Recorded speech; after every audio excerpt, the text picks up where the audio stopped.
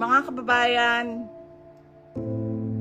ulitin ko ang aking pagpapasalamat sa inyong suporta, sa inyong pagprotekta, at lalong-lalo na sa inyong pagmamahal. Nararamdaman ko yon.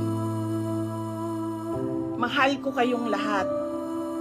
Mahal ko itong bayan natin. Wala na po tayong ibang bayan.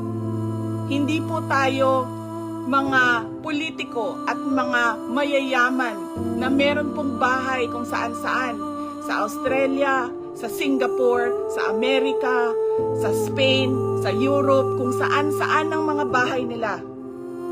Napakadali sa kanila na talikuran ang bayan. Pero tayo, saan tayo pupunta? Sa mga probinsya lang natin. Sa Samar, sa Leyte, sa Cebu, sa Bohol, sa Siquijor, sa Negros Oriental, sa Negros Occidental, sa Panay Island,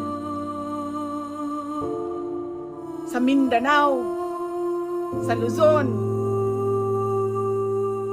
Doon lang tayo makakapunta, makakauwi kung magulo ang bayan. Pero ang mga mayayaman at mga politiko, iiwanan lang tayo.